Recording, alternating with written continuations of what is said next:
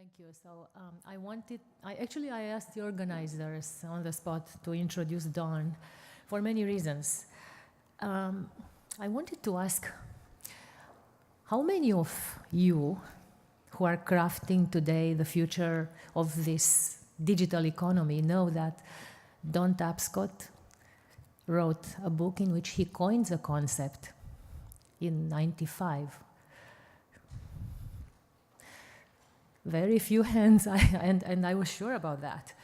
So '95 was a crucial year for me. I finished my PhD, and that book came very timely for me to follow in his footsteps with my career, and I'm very grateful. So, you know, and maybe we all know, yes, we all have our idols who change our life at crucial moments. Like for me, the first one was Carl Sagan. Because of him, I'm a scientist rather than a poet today. And then there was Don Tapscott. So I'm very grateful and indebted for his vision, for his luminary work. And you know, I didn't meet Carl Sagan, but I had the privilege to meet my other idol. And this was a few years ago at the United Nations. We ended up on the same panel on the future of the knowledge society or something like that. And Don started by, you know, we were at the United Nations, and he started this panel by stating, ladies and gentlemen, the United Nations will disappear very soon. All I can hope is that he's not going to start his talk saying the same about the blockchain. Actually, I think the blockchain is accelerating the process for the United Nations to disintegrate, but I'm not going to go more farther than that. So what I could say is that we are witnessing an epic moment here with the digital economy finally meeting the blockchain.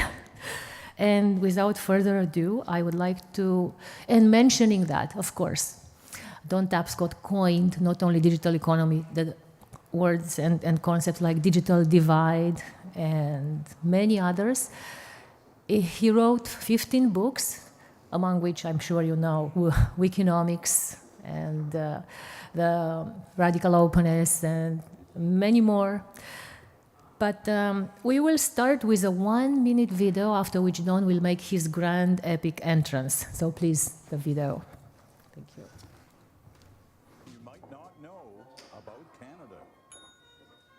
I'm Don Tapscott, and before the break, I promised to tell you about the digital office. In the 1970s, the coolest decade of all time, the office was full of strange things like typewriters, dictaphones, adding machines, and mimeographs. Telephones were connected to a wire, so people could only reach you when you were in the office. God, I miss that.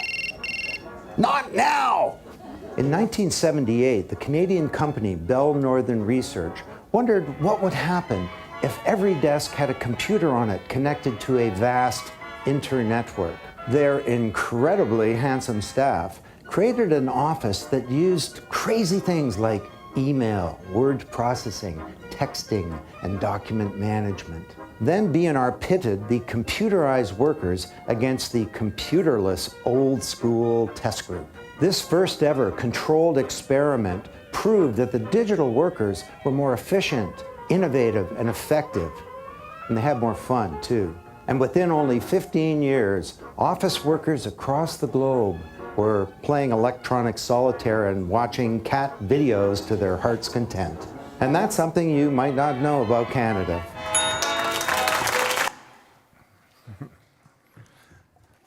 Thanks. 1981, I wrote a book on that experience. John and I were reminiscing. Douglas Engelbart was my mentor. And my mother did buy most of the copies of the book.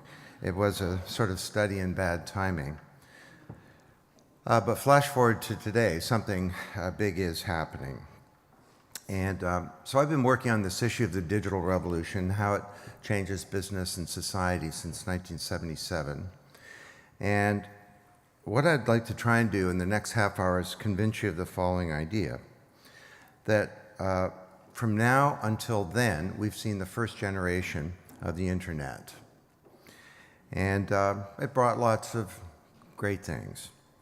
But it also came with a cost, and it has some serious limitations. And that due to a demand pull from the requirements of the new global business environment and the needs for humanity that are growing, on the one hand, and a technology push of a new emergent platform of technology, that nothing less than a second generation of the internet is occurring. And that's what you're here talking about. Now, this is not a prediction. I'm of the view that the future is not something to be predicted, it is something to be achieved. And people incorrectly describe me as a futurist. I'm not. Rather, this is an analysis of what I think is possible. And in that sense, I'm an advocate for a new kind of technology and a new kind of future. It's also not some kind of technology utopianism. The technology, of course, enables possibilities for humans to change their conditions. Now, about 2 years ago, my publisher came to me. Some of you may remember the Digital Economy. They say it was the first bestseller about the web in business. Unbelievably, it was 20 years ago. And they asked me to do a new edition. So I wrote a dozen new chapters. Eric Schmidt was very nice, wrote a foreword to the book.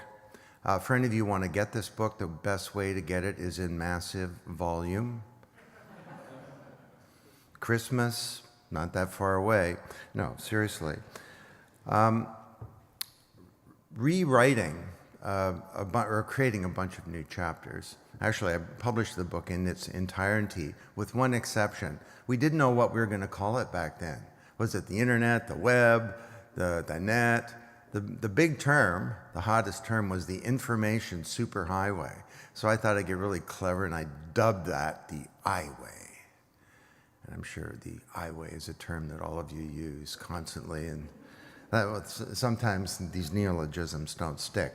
So I did a global substitute and replace on the word I-way in the book. But it caused me to reflect on kind of what's happened with the whole digital age. And that's what I'd kind of like, that's what kind of set me up to get serious, to start to think about the next generation of the internet. So the first generation, of course, initially brought us stuff like email and websites. Remember the .com period, where the internet was viewed as a platform for the presentation of content. It was based on HTML, which is a presentation platform. And then with the so-called Web 2.0, based on XML and UDDI and SOAP and so on, a new lingua franca for distributed computing, we saw the rise of the social web, of mobility, and the mobile web, of big data and the cloud, where the internet, in a sense, became a computational platform rather than a platform for presentation. And I like to think of it as, today, it's a sort of a big computer that we program when we use it. Now, in terms of the impact of this first generation, what's it been?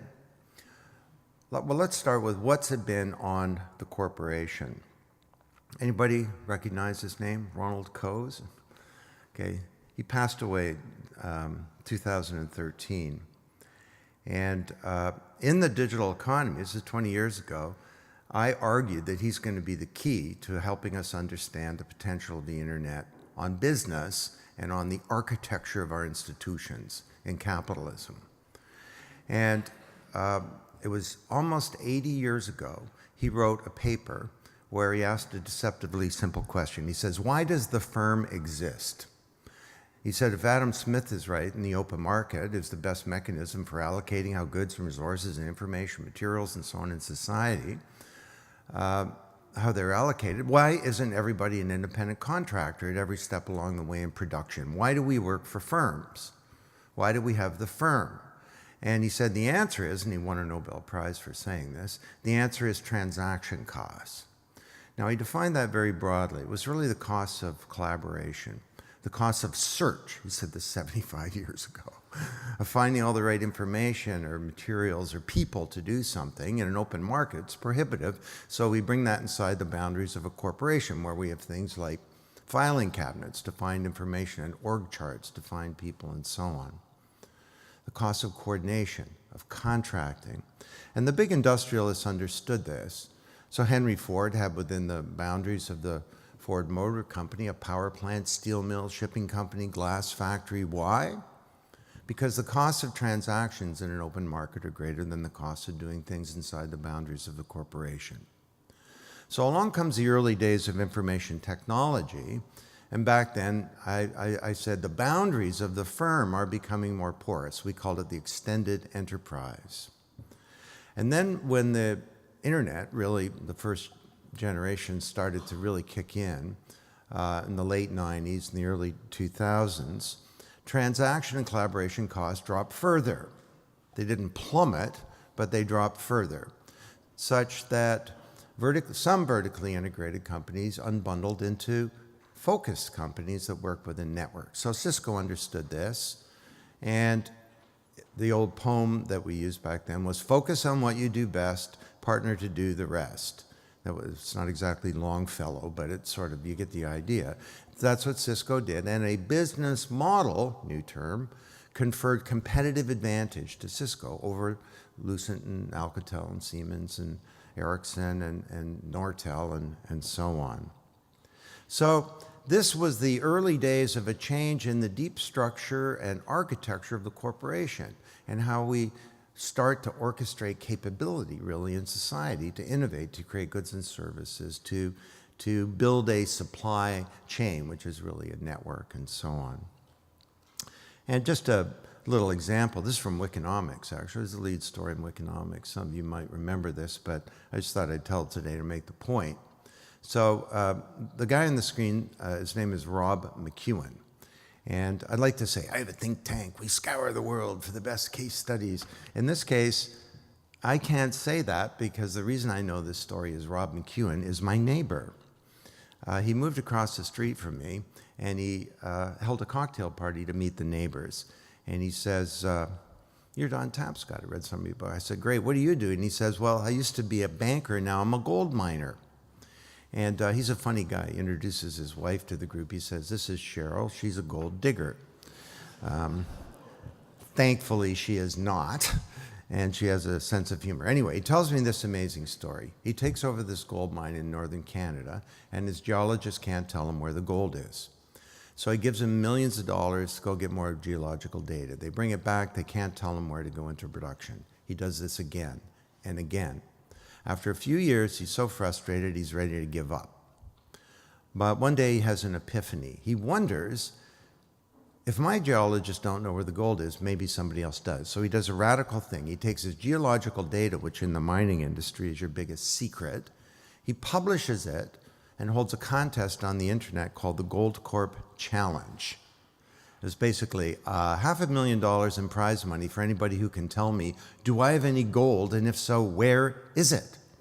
He gets submissions from all around the world. They use techniques that he's never heard of, and for his $500,000 in prize money, my friend Rob McEwen finds $3.4 billion worth of gold. The market value of his company goes from $90 million to $10 billion, and I can tell you, because he's my neighbor, he's a happy camper. So, is this just some kind of trick, or was this the beginning and a change of the architecture of the firm? Well, I think it was. That conventional wisdom is people, talent, is your most precious asset, and they're inside the boundaries of your corporation. Your most precious asset goes out the elevator every night. Well, for Rob McEwen, the uniquely qualified minds to solve his problem were not inside, they were outside. I mean, for conventional wisdom, he should have fired his head of geology and fired his geology department, right? But he didn't. He peered. He wondered, who are their peers? You know, the best submissions didn't come from geologists. They came from computer scientists. He had engineers. He had chemists looking for organic solutions to this inorganic problem. And the winner was a computer graphics company that built a three-dimensional model of the mine. So we started to see some changes. And they were good.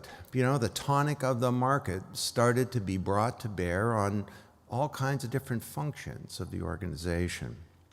And those changes go beyond the corporation. That's all I have time to talk about right now.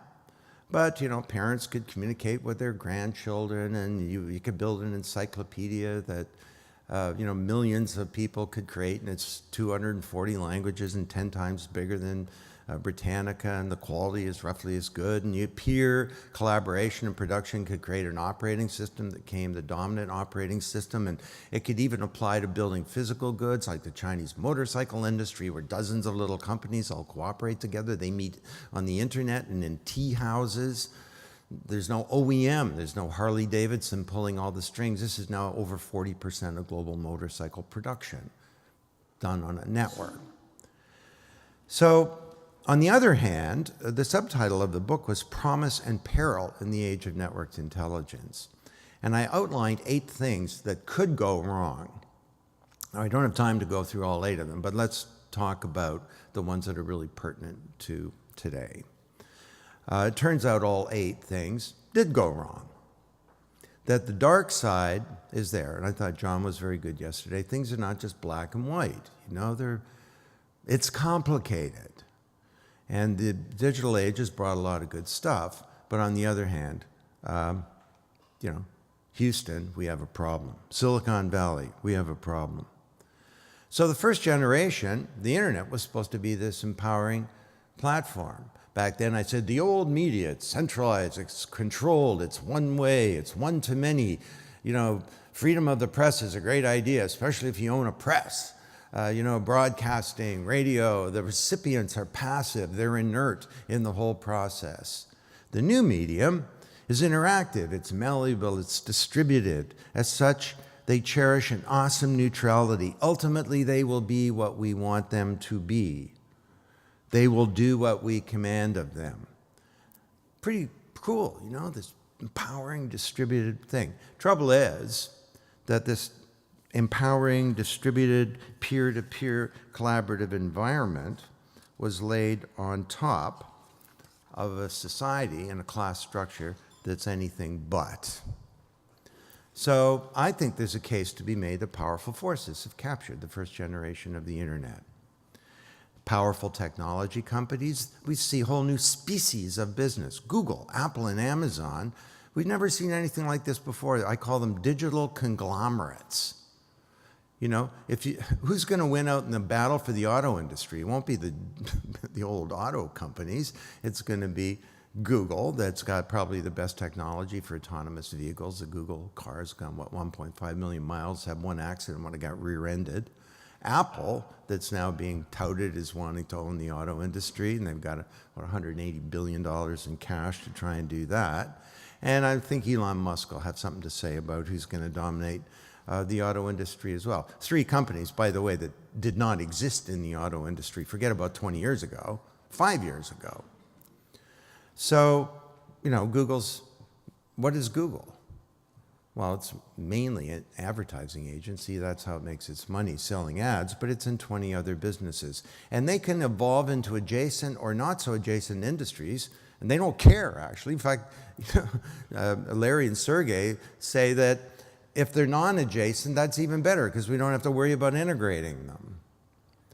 And they can do that because they have this new asset, which is called data. But it's not just corporations or Goldman Sachs, for example. It's the governments of Iran or governments in democratized countries. It turns out that this is one fabulous tool, way better than radio or broadcasting for keeping an eye on people and finding out what they're doing, and possibly for doing other things. How about number 2? The digital age will be an age of vast prosperity, and we will all benefit in the wonderful things that this new age produces. Well, the best-selling business book of last year was by a Marxist named Thomas Piketty, and he argues irrefutably, pretty much. I mean, some economists have taken some pot shots at it, but no one's challenged his scholarship, that there is growing social inequality, and this is not going to stop. It's going to get worse. So that's a concern, that it turns out that this wonderful empowering medium, the benefits of it are asymmetrical. And that this is not resulting in a more peer-to-peer and open society. It's contributing to the further consolidation of prosperity and of economic power. Well, how about the dream of full employment?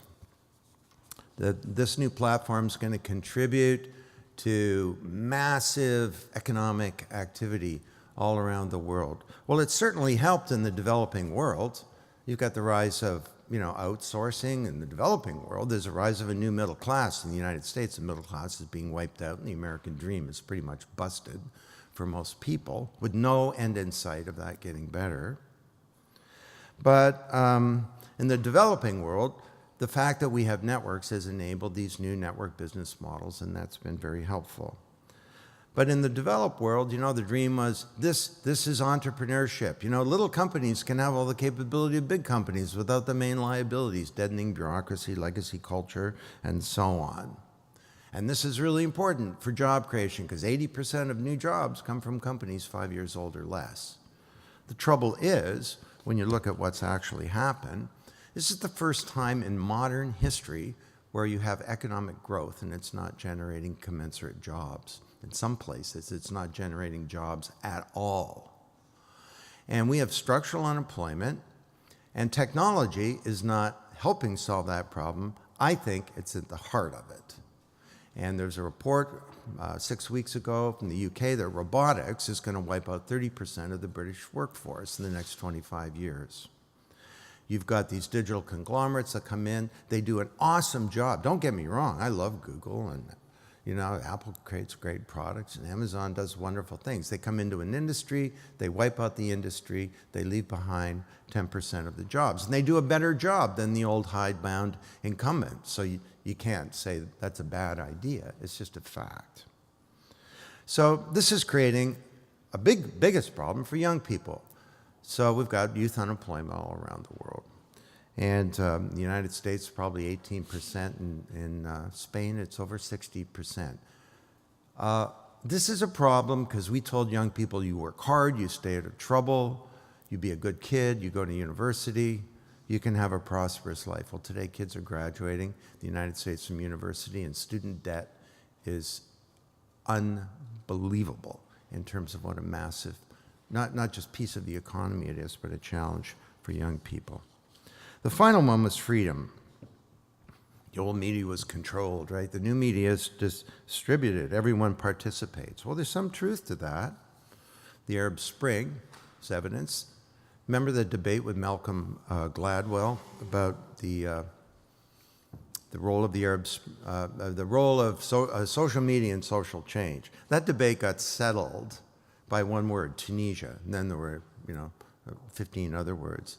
And the Tunisian revolution wasn't caused by social media, it was caused, or the internet, it was caused by injustice and oppression. It wasn't created by social media, it's created by a new generation of young people that wanted hope and who didn't want to be treated as subjects anymore. So, on the other hand, there are some disturbing things that are happening. So this is censorship around the world.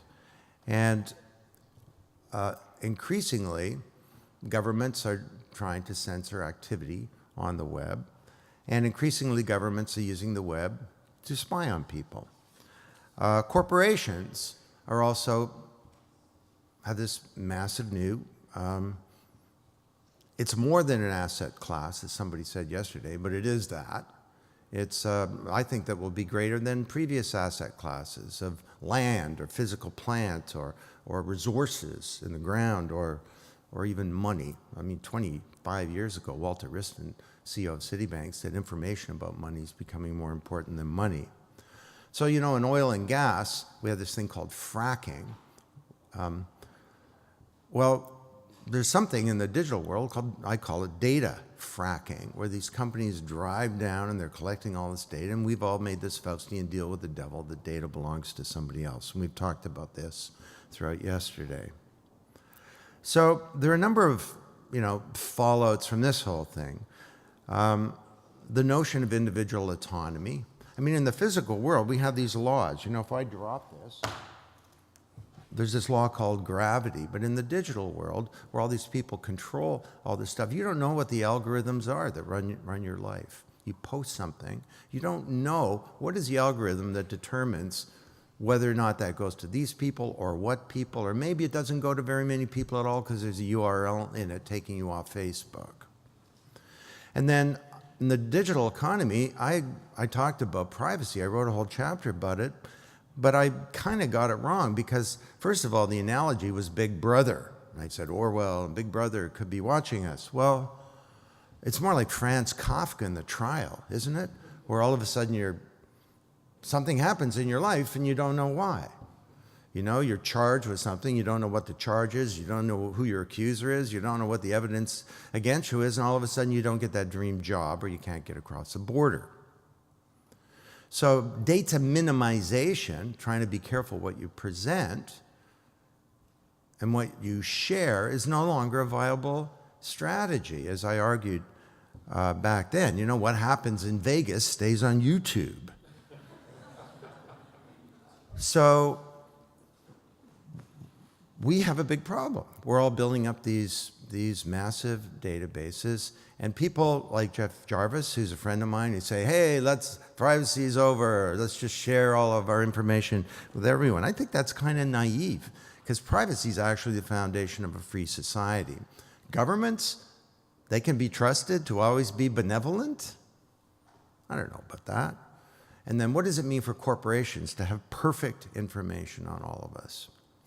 So that's kind of the setup for what I wanted to say. And I better speed it up here. So reality check. Hey, the first generation, first few decades, it's pretty great.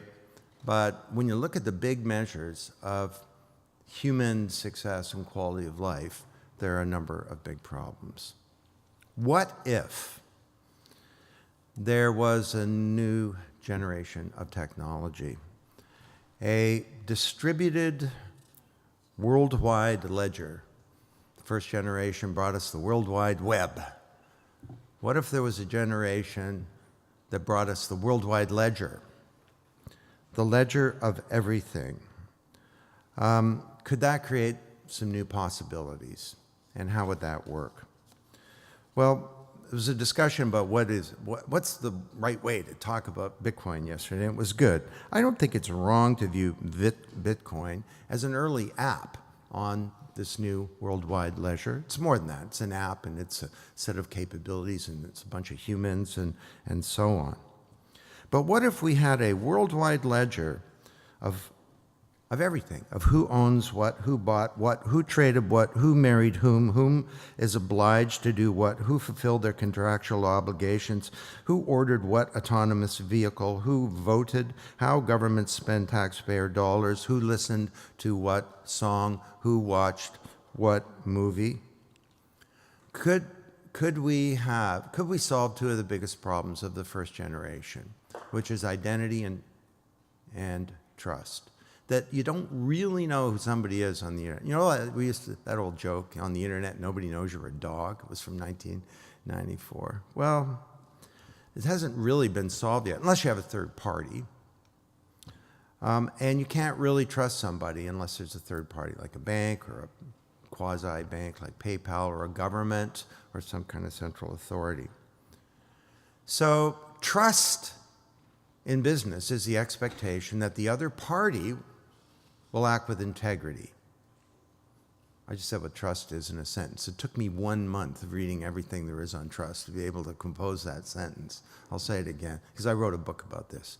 It's another one my mom came through for me on, big time, about a decade ago. But it was called The Naked Corporation. It said transparency is a powerful new force. Trust in business is the expectation that the other party will act with integrity, that they'll be honest, they're not going to rip you off, that they're going to be considerate of your interests, and that they're going to abide by their commitments. What if we had a platform where that kind of trust was built into the platform as opposed into human behavior? Could it create a world of trusted activity and transactions where integrity was built into the system? So I think of Bitcoin three ways. I think of it as an asset. You know, it's like gold. Is it going to go up or down? Should I buy some? Should I sell it? When should I sell it? So on. More broadly, it's a currency, and there was lots of discussion yesterday about use cases for that. One that didn't come up, I've found in my research on this, is that credit card companies, like 4% of their revenue is related to remittances, but it's close to 40% of their profits of credit card companies. So Bitcoin is a currency, but most important to me, it's an app and a set of human capability that's sitting on a new platform. The Internet of Everything. Well, y'all know what that's about. I'm in my hotel room last night. The door had a chip in it. It's inter-networked. The door has knowledge, and it probably is a high-end hotel, has an IP address. I had a camera stolen in Hawaii where the door, in Miami, where the door knew about me. I have a friend in Toronto. Everything in his house has that has electrical power has an IP address, and all this stuff talks to itself. I have no idea what his refrigerator says to his toaster. But he was bragging that his fence talks to his sprinkler system. And I said, well, why would you care? And he says, well, Don, if a burglar comes over the fence, the sprinkler is my first line of defense. So, but his toaster is not yet going on the internet to do a transaction to find out the best source of power. Is it possible that the Internet of Everything needs a ledger of everything? The Internet of Everything needs a ledger of everything. How could that work? Well, when I travel, these are, by the way, are the main sort of apps or areas of apps for the so-called Internet of Everything. So when I travel, my Wi-Fi can rent out itself out in my absence, charging fractions of coin for every second of usage, or that song I wrote with its own private key can meter its own use so that whenever anyone listens to it, I see the proceeds. And you don't need an intermediary like ASCAP or BMI. Spare bedrooms, empty apartments, vacant conference rooms could rent themselves out. Patents, talked about this yesterday, could license themselves. Emails could charge spammers for each item received. If we have to pay 1/100th of a dollar, or let's make it 1/100th of a cent for every email, that's not prohibitive for us to use email, but it would pretty much wipe out spam. With machine learning, sensors, robotics, autonomous agents could manage our homes and office buildings, interactive sales and marketing, bus stop, shelters, traffic flow, road use, waste collection, disposal. You know, already bins are starting to speak to trucks. They don't do transactions yet, but that's begun. Energy systems, water systems, healthcare devices, embedded or worn inventory factories, supply chains. So as these autonomous agents proliferate and prosper, they could challenge a whole bunch of things. I think traditional class structures and power, and they could start to enable a more peer-to-peer environment where prosperity could be less asymmetrical. How about financial services? We nibbled on this yesterday. The first generation did some good stuff, but you know, Apple Pay, notice it wasn't called iPay. They're probably saving that for Apple Coin. But you know, we've got good things like GoBank, you know, a bank that is purely online and had like 500,000 customers in its first few months. But what could a second generation financial services industry look like? Well, in the digital economy, I talked about the notion of disintermediation and its flip side, re-intermediation. I argued that the opportunity to create new values in the middle are as big as the old middle that's being disintermediated. However, the leaders of the old middle will typically not create the new middle.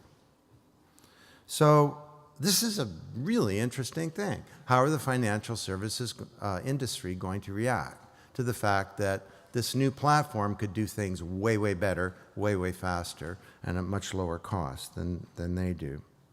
So I think the blockchain could underpin any kind of asset class that can be described in code.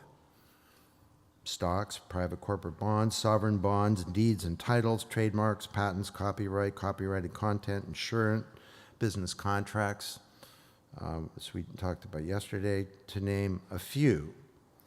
And this could be very disruptive.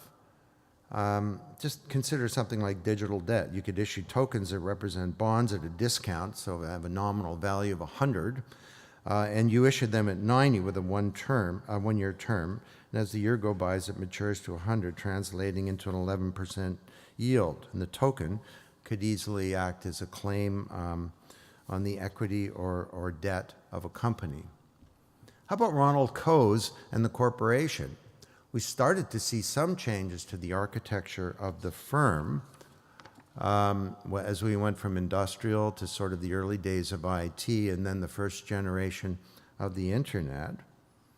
Could we move towards a radical new model of, I'm not even going to call it the corporation, we'll call it the enterprise. Let's use the term distributed autonomous enterprise. If you go back to Coase, he talked about several categories of transaction costs. He talked about search. Well, the worldwide ledger of everything would certainly help with that problem, wouldn't it? He talked about contracting. Totally prohibitive. How could you possibly have a hospital where the doctor about to perform surgery had to contract out to a nurse and to all the suppliers of things and so on? Well, imagine if you have smart automatic contracts instantly for many things that are starting to not just help us understand our obligations to others and who have fulfilled them, but rather could start to manage a lot of these contractual type activities involving activities in a supply chain. Wow. Now we're talking about Coase's law really coming into effect. And as for contracting, as for coordinating, the cost of coordination, that was another thing about Coase. Well, now, sure, you can send an email to somebody or use Jive or one of these new collaborative platforms. But imagine if you have software that could enable this kind of coordination. So Alex Tapscott, yes, he would be my son, who's deep into this stuff. He's an investment banker. He writes about programmable lawyers, and what a cool concept that would be. Financial inclusion, everyone can be brought into the economy. Okay, so maybe this is finally what's needed for the halcyon days of entrepreneurship to actually occur, as you start to bring billions of people into the economy. Just quickly here, I think that we also can start to think about how we organize capital. Right now it's concentrated, and it's increasingly concentrated, and more wealthy people make money by not doing anything. So tokens representing corporate assets or shares have already emerged, although their creators have avoided calling them securities to avoid unwanted regulatory scrutiny. But with Bitcoin tools such as Counterparty, you can now issue fully tradable securities that are effectively bearer instruments that could transfer ownership with a simple transaction. And if these were global in nature, you wouldn't really need a traditional marketplace or exchange. You could use them to invest in a company, distribute dividends, express shareholder voting preferences, especially during corporate governance. So you can kind of imagine a global IPO with 100 million shareholders, each contributing a few pennies and receiving voting shares.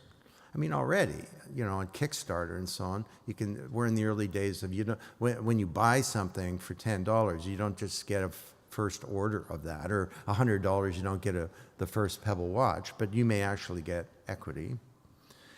And so the idea is that investors at the bottom of the pyramid could participate and own shares of wealth-creating ventures. And then ultimately, the distributed autonomous enterprise could be something that's pretty fully automated.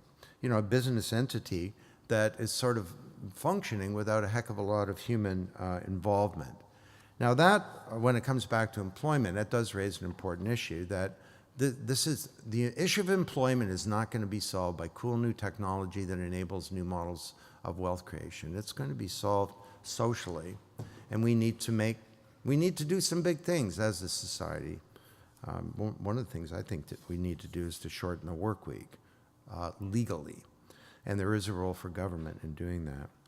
So the final point is we have an opportunity to rethink government, finally. You know, digital economy, I talked about reinventing government. Has much changed? Do any of you feel that your government has been reinvented for the good? If anything, things have gotten worse. And the industrial age model of the corporation paralleled itself in the rise of the industrial age government. You know, 80 years ago, bureaucracy was a hot new management term. We needed bureaucracy to protect the public purse and to prevent graft and patronage and corruption and so on. But the model of government is, I'm a government, I collect tax revenue from people outside my boundaries, I have these people inside my boundaries, they create laws and services, they deliver it back to citizens, we hope you enjoy it. Well, that's going to continue, but with government as a platform, you're starting to see the tip of the iceberg of something that could be very different. So governments can release raw data and they become a platform for the private sector, civil society, and other parts of the economy to self-organize to create public value. Now, with a worldwide ledger, that of course could be accelerated very, very dramatically. Now this is not, I want to make a point here, and we can debate and talk about this offline or so on, but it's not necessary. This does not support a libertarian vision only. Because to me, as we move from the industrial age to a fully digital age, there's a really important role for the commons in general and for governments. And the idea that the best government is no government, to me, is a big, big mistake. And you can see a whole bunch of areas where we need effective government. Of course, we're not getting that today. How about democracy? That was about the business of government and the architecture of government. How about the nature of democracy itself? I think we have nothing less than a full-blown crisis of legitimacy of our democratic institutions. The U.S. Congress being Exhibit A. You know, government for the people, by the people, of the people. 92% of Americans want to see a law passed, background checks for firearms, but Congress can't pass a law reflecting the will of the people.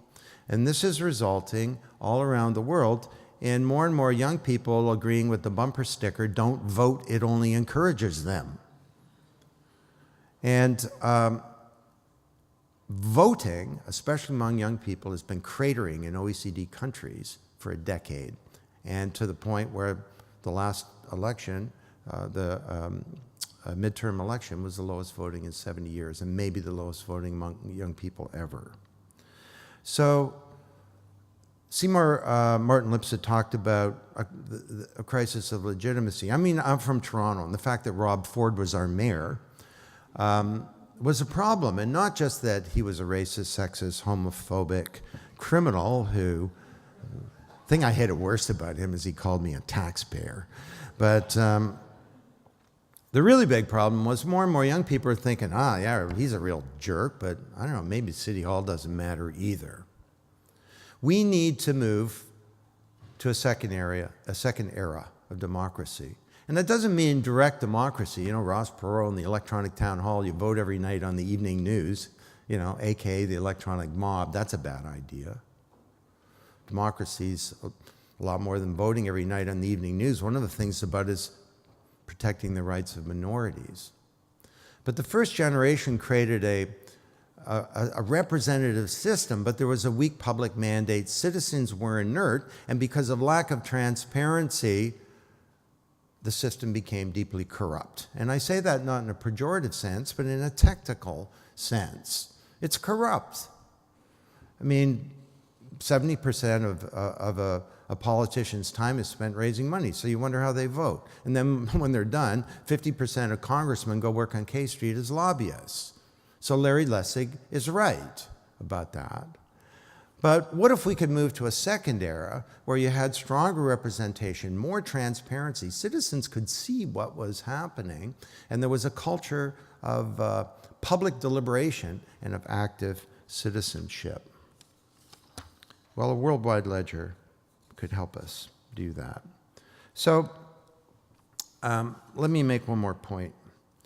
And this is a bit an aside, but it's important. How are we going to govern this thing? Well, Bretton Woods, it was great, came up yesterday. You know, that was 70 years and 9 months ago. And we created the World Bank and the IMF, and a year later the UN, a year later UNESCO and the ISO, and then the GATT and the WTO and the G20 and the G8. The way we govern things in the world today is based on nation states working in global institutions. But since Bretton Woods, some things have happened. We've seen the rise of the private sector as an important pillar in society beyond just creating value for shareholders. We've seen the rise of a civil society. There weren't really NGOs at the table at Bretton Woods because there weren't any. There were 50 NGOs in the world in 1944. And the other big thing that's changed is the rise of the internet, which drops transaction and collaboration costs. So there's the rise of something new, a new species of global problem solving and governance that I call them global solution networks. And I just finished a $4 million research project on this, all public domain under Creative Commons license, gsnetworks.org. And it took me a year to create this chart. I won't go through it all, but there are 10 types of these networks. Together, they're engaging tens of millions of people and tens of thousands of organizations on a daily basis, and nobody has ever really looked at them. Well, we've now done that. You got knowledge networks that can scale, involve tens of millions of people. Advocacy, Coney 2012. Advocacy's been around for a long time, but we never had 90 million people get involved in something in 1 week. Now, there were some problems with it, but operational and delivery networks just solve problems. My daughter lives in the East Village. When Sandy hit, you couldn't find the traditional institutions, but you put out some tweets to crisis comments, and people just showed up with sandbags. So one of the most extraordinary types of these networks is what I call governance networks that actually govern a resource on the planet, but they're not controlled by states. And Exhibit A is the ragtag ecosystem that governs the internet, and it consists of a number of these other networks. So it has standards networks. Robert here can walk into the Internet Engineering Task Force and he can say, I'm just Robert, I don't represent anybody. And I think the architecture of a whole part of the internet is wrong and it's a meritocracy. There's no states in the room. He convinces them it's right, the architecture changes. You've got operational and delivery networks like ICANN that are just delivering domain names. You got knowledge networks like the Internet Governance Forum. It's really a policy network as well. You got the Net Mundial Initiative. You have the Internet Society that's involved in overall, it's really a knowledge network. You have standards networks like the W3C Consortium. This is a model that works and it can be applied to the internet. So if you go to gsnetworks.org, you can see the results of our project on this, where we defined what a Bitcoin governance network would look like. It's not controlled by states. It's multi-stakeholder. It's based on merit as in terms of its modus operandi, and it involves a combination of those 10 types of networks. Okay, so demand pull and a technology push for a next generation of the internet. This is a new paradigm. And you're all here talking to me, which I'm so excited to be here. You're talking about a new paradigm in technology that is part of a fundamental change in the mental model about how we think about the corporation, our institutions, and in many ways of civilization. And when you get a paradigm shift, you get a crisis of leadership. Vested interests fight against change, and leaders of old paradigms have great difficulty embracing the new. So it's with great thanks and humility that I say to you, this is, in this room, is the emerging leader. This is not going to come from, government regulators or heads of state, or it's not going to come from large corporations. It's going to self-organize. The new self-organized world is going to self-organize itself. And we've all got a really exciting role to play in achieving this. So, is it going to be a bleak future? I'm advocating that we can do this. Yesterday we heard all kinds of things about the problems, security, and all the rest. Whenever I hear about these things, I always ask myself, put all these problems into one of two categories. Category one is reasons why this is a bad idea.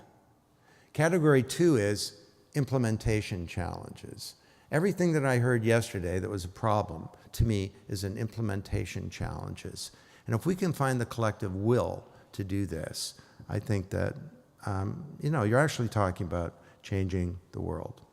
Let me end with a little description of something. Trying to understand these new emergent models. For the last few years, I've been studying nature. And fish come in schools, bees come in swarms. Starlings over the moors of England, some other parts of the world, come in something called a murmuration. And do you know that word? Murmuration refers to the murmuring of the wings of the birds. And the starlings are out throughout the day doing their starling thing, and at night they come together and they create one of the most spectacular things in all of nature. It has a function. The murmuration, among other things, protects the birds from predators. On the screen here on the right, you can see a hawk, a fierce, huge predator being chased away by the collective power of this little column of birds. Now, scientists that have studied this say they've never seen an accident. And there's leadership, but there's no one leader. It changes. And when the moment is right, this spectacular thing happens. So, I don't know, is this some kind of fanciful analogy, or might we actually learn something from it today? This thing functions according to the implicit principles that I've just been talking to you about. It's a big collaboration. There's a huge openness and a sharing of all kinds of information about danger, trajectory, location, things like food sources and so on. There are rules, the big one being don't bump into anybody else. But it also has a great interdependence. I'm normally in front of, business audiences, and I say, look, business can't succeed in a world that's failing. And this thing behaves as if the interests of the individual birds were somehow in the interests of the self-organizing collective as a whole. And it also has a great integrity.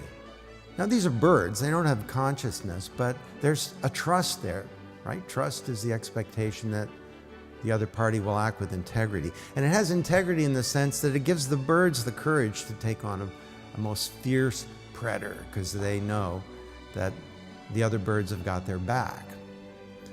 What if we could implement a new ledger of everything that could enable us to collaborate in new ways? Could we go beyond just sharing information? Could we start to share some kind of intelligence, human intelligence?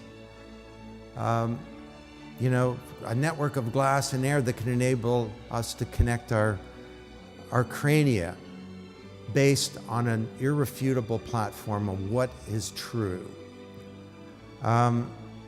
Could this enable us to create some kind of consciousness? I don't know, that goes beyond an individual or a team or a work group? Wow, if we could do that, we could do some great things. During the early days of the Arab Spring, I don't know, say in Egypt, people said Mubarak is too strong. Those kids are going to go home. They won't keep coming out by the hundreds of thousands or millions every day. They're going to give up. And I wrote at the time, I don't think they will give up, because if they go home, they know that Mubarak will hunt them down and he will kill them individually, wipe out the leadership for sure. Just as if that murmuration breaks up, those predators can have their prey. So I think about what's happening here and what's happening up there, and I get a lot of hope that maybe this smaller networked world with the next generation of the internet might actually be a better one. And that this age of network intelligence might be an age where the promise is fulfilled and the peril is unrequited. So thank you very much.